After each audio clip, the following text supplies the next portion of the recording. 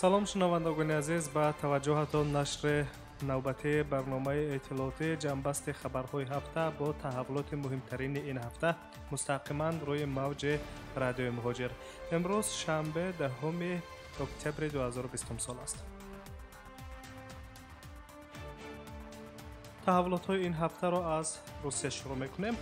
ин ҳафта дар оғози ҳафта хабар дода будем, ки дар вилояти Москав корҳо оид ба муайян ва фурӯнишондани истиқомати оммавии шаҳрвандони хориҷӣ ҷараён гирифт. дар минтақаи Москав комиссиони зидди террористӣ вилоятӣ амал мекунад, ки яке аз вазифаҳои бардӯшти комиссия гузошта шуда муайян ба аз байн бурдани иқомати оммавии шаҳрвандони хориҷӣ дар манзилҳои иҷора бе тартиб додани расмиёти зарурӣ мебошад. назорат ё худ тафтиши навбатии комиссиони мазкур дар ноҳияи долгопрудни вилояти Москав ин ҳафта баргузор гардид, ки дар он намояндагони маъмурияти ноҳия, шуъбаи пулиси маҳаллӣ, нозирони давлати манзил, нозирони ҳифзи ҳуқуқи истеъмолкунандагон ва назорати бехатарӣ аз сухтор ширкат варзиданд. масъалаи асосие, ки дар ҷаласаи комиссион ҳамин ҳафта баррасӣ гардид, муайян ба фурӯнишондани далелҳои истиқомати оммавии шаҳрвандони хориҷӣ бе ҳуҷҷатгузории расмӣ буд.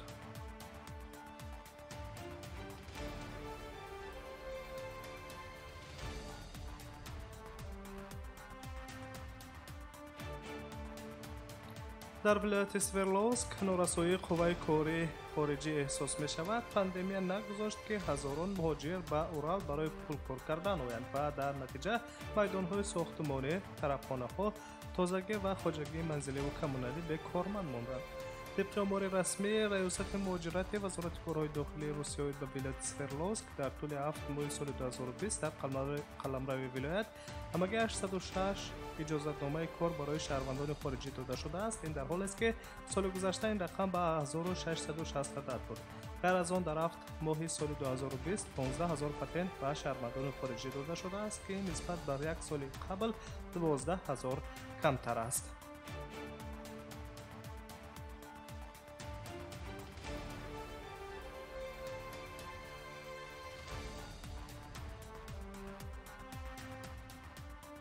شما جنبسته خبرهای هفته را مستقیما میشنوید و نظر نیز به حوادثهای بیشکک میکنیم.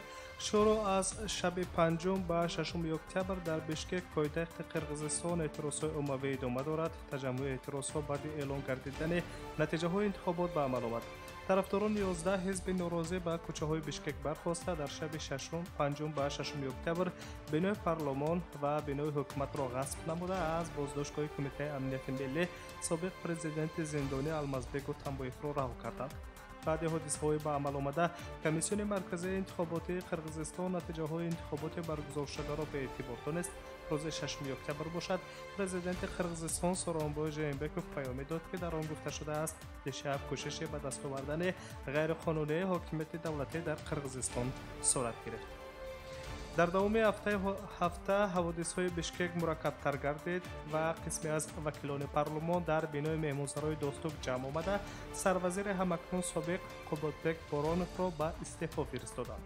اما با گذشت 2 روز پرزیدنت سورونبای ژینبکوف دوباره با یک فرمان خود قبادبک بارانوف را از مقام سروزیری آزاد نموده هیئت حکومت را به استعفا روانه نمود.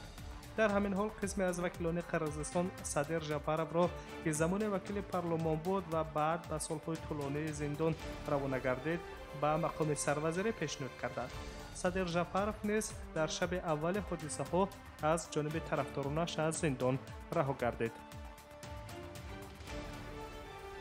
در همین حال رسانه‌های محلی و روسی بارها نوشتند که از روز اول شروع حوادث‌ها جای بود و باش پرزیدنت سورونبای ژینبکوف معلوم نیست، اما در این دوره چند پروژه پرزیدنت در سامانه رسمی رئیس جمهوری قرقیزستان نشر گردید. همچنان بعد 3 روز حوادث‌های به عمل آمده در بیشکک سورونبای ژینبکوف اعلام کرد که او آماده است که به استعفا رود، اما با یک شرط.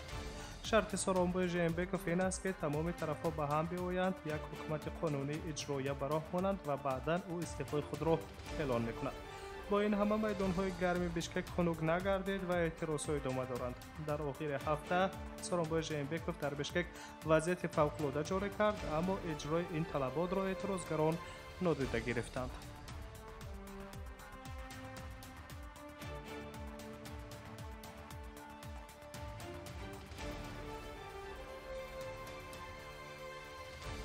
در ادامه حوادث‌های بشکک می‌مانیم. پرزیدنت‌های قزاقستان، ترکمنستان، تاجیکستان و ازبکستان یک اظهارات مشترک قبول کردند که در آن نگرانی جدی خود را از حوادث‌های قرغیزستان اظهار می‌دارند. اظهارات مشترک آخر همین هفته صادر گردید.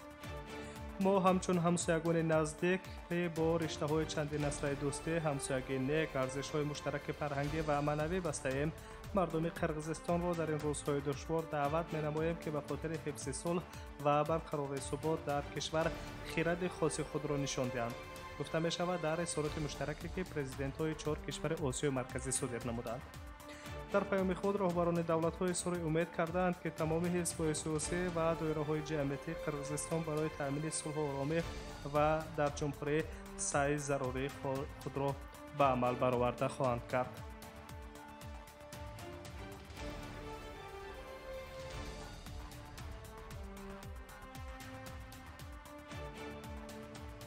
موضوع دیگر و جنبست خبرهای هفته را مستقیما میشنوید. این هفته 6 اکتبر خبر دادیم که اگنتی فدرالی نقلیات هوایی و شرکت‌های هواپیمایی روسیه برای پروازهای منتظم در مسیر 169 پرواز بین المللی اجازه‌نامه دریافت کردند. با شرکت‌های هواپیمایی برای اجرای پروازهای چارتری زیاد از 20 تصدیق موافقتنامه‌های بین دولتی نیز داده شده است. خبر در ضمن فرمان اگنتی فدرالی نقلیات هوایی روسیه برمی‌آید برای پروازها به کشورهایی که با آنها حرکت هوایی هنوز برقرار نشده است اجازه پروازهای چارتری داده شده‌اند که اینها آذربایجان، ارمنستان، آلمان، یونان، اسرائیل، اسپانیا، ایتالیا، کیپر، چین، مالتا، هلند و عربستان سعودی میباشند.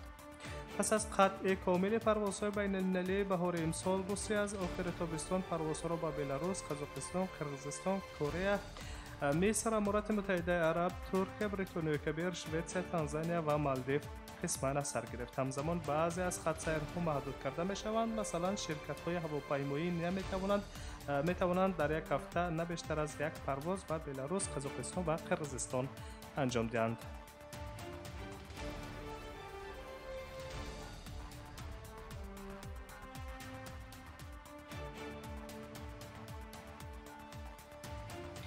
این هفته کارمندان پلیس مسکو برای دست داشتن و در ثبت نامشروع بیش از 36,000 مهاجر و ثبت نام آنها در 5 خانه تفتیش کرده می شوند. در این باره به تاس یک منبع از مقامات حفظی حقوق خبر داده است. از ماه اوگوست سال 2016 تا فوریه سال 2020 گروه کارمندان پلیس با سبب‌های نامعلوم جهت به منفعت خود استفاده کردن مبلغ‌ها برای ثبت نامحدود غیرقانونی شهروندان خارجی در 5 خانه در شهرک نوفدروفسکی شرایط فراهم آوردند. در 2 خانه 13100 مهاجر و از آن بیشتر در 2 خانه دیگر مهاجران را به قید گرفتند. گفته می شود در خبر حالا از روی این دلیل تفتیش پیشکی گذرانیده می شود. آنهایی که در به قیدگیری غیرقانونی خارجیان دست دارند مهیا کرده می شوند. نظارت و تفتیش حالت مذکور را دادستانی بر عهده دارد.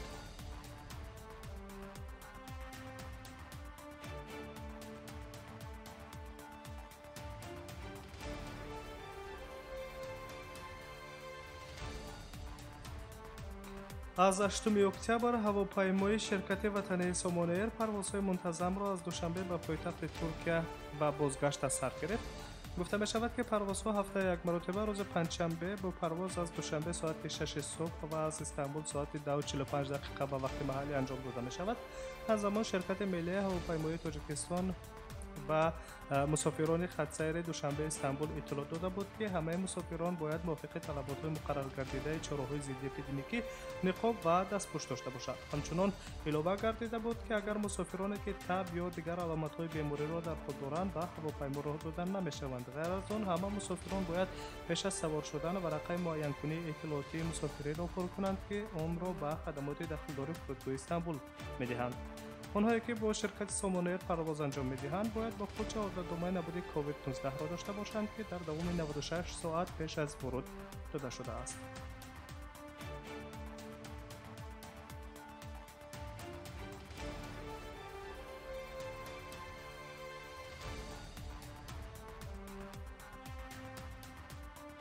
جنبست خبرهای هفته را مستقیما میشنوید. این هفته خبر دادیم که شورای فدراسیون پالات بالای پارلمان روسیه لایحه نهایی قانون را تصویب کرد که به حکومت حقوق تقسیمات کالاتها در منطقه ها را برای اقامت خارجیان و شخصان بشهروند با نظر داشت وضع مهاجرت می‌دهد. قاعده‌های معین کردن دادن کواتا یا خود اجازتنامه‌ها برای اقامت موقتی در روسیه و شهروندان خارجی و شخصان به شهروند، اینچنین ترتیب تقسیم کواتا ذکر شده از جانب کمیسیون‌های داخلدار منطقه‌های حدودی روسیه تشکیل شده از جانب حکومت تصدیق کرده می‌شود. در این زمان ترتیب تقسیم کواتا در مؤسسه‌های تأسیسی فدراسیون روسیه معین کرده نشده است. انتظار می‌رود که قبل قانون امکان می‌دهد که کواتا در بین خارجیان با نظر داشت وضع مهاجرت در این موضوع موجود بودن یا نبودن اساسات برای رد کردن دادن اجازه‌نامه اقامت موقتی به شهروند خارجی تقسیم کرده شود. قانون باید پس از 90 روز انتشار رسمی مورد عمل قرار گیرد که این به ضرورت قبول سندهای معیاری حقوقی در این سمت وابسته است.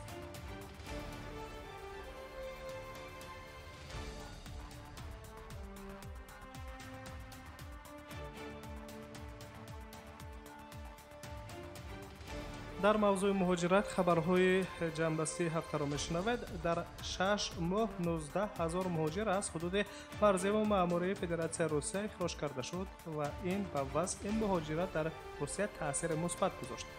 وزیر کارهای داخلی روسیه ولادیمیر کلاکولتسوف ضمن سخنرانی در مجلس شورای فدراسیون پالاتای بالای پارلمان روسیه قید کرد که تنها در ماه‌های ینور ایون تقریباً 240,000 پروتکل درباره حقوق ویرانکنی ماموری در ساحه مهاجرت در وقت سنجش از جانب کارمندان پلیس روسیه ترتیب داده شده است که 19,000 نفر شهروندان خارجی وابسته به این از حدود روسیه اخراج کرده شدند. همزمان وزیر امور داخلی روسیه قید داشته است که تدبیرهای اندیشیده شده به وضع مهاجرت در روسیه تاثیر مثبت رسانیده. تمایل پس‌روی سطح مهاجرت غیرقانونی باقی مانده است. ولادیمیر کلاکولتسوف تاکید کرده است که شماره جنایت‌هایی که شهروندان خارجی در قلمرو روسیه صادر کرده‌اند در دوره پاندمی کرونا ویروس رو به کاهش نهاده است.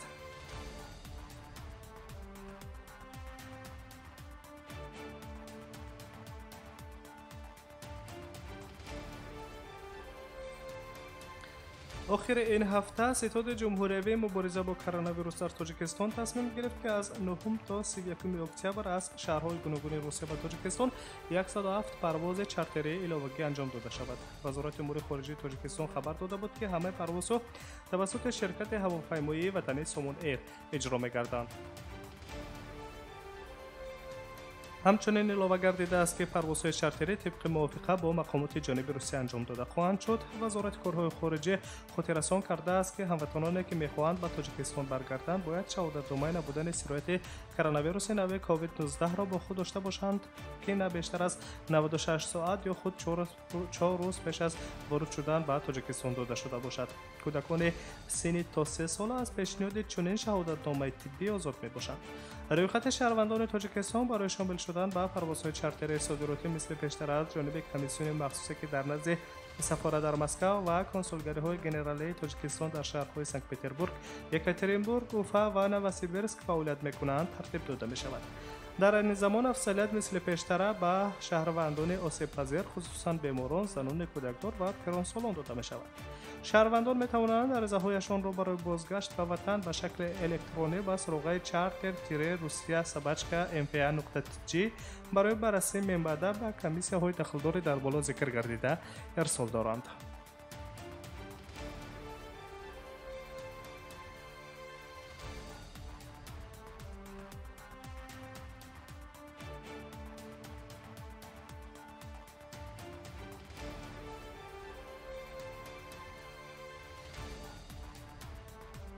در روسیه ماه اکتبر قاعده‌های نو برای خارجیان و شخصان به شهروندی که می‌خواهند صاحب شهروندی فدراسیون روسیه گردند به کار شروع می‌کند. از جمله آنها باید از قید حتمی از انگشت گذرند. لایحه قانون درباره تغییر دادن قانون‌های فدرالی درباره شهروندی روسیه و ثبت نام را ولادیمیر پوتین 13 ایول سال 2020 امضا کرد و آن طوری که گفته می‌شود پس از 90 روز از سنه انتشار یعنی 13 اکتبر مورد عمل قرار می‌گیرد. از انگشت برای همه شهروندان خارجی که می‌خواهند شهروندی فدراسیون روسیه را صاحب کردند حتمی خواهد بود که قبلا نسبت آنها به قیدگیری دولتی از انگشت گذرانیده نشده است. یادآور می‌شویم که قبلا چنین رسمیات باید تنها برای گرفتن اجازه‌نامه استقامت موقت اجازه برای استقامت پاتنت کاری به انجام می‌رسید. وزارت کارهای داخلی فدراسیون روسیه و مقامات حدودی آن وکالت دارد که عملیات ایزی انگشت خارجی آن را گذرانند. باید قید کرد که ثبت ایزی انگشتان شخصان زیر سن 18 و مانند کودکان نابالغ باید در حضور نمایندگان قانونی آنها و ایزی انگشتان شخصان دارای قابلیت محدود حقوقی با سبب اختلاف روحی در حضور پرستاران آنها صورت میگیرد. طبق اطلاع کمیته آمار روسیه در نیم سال اول سال روان 159,000 خارجی شهروندان روسیه را به دست آوردند.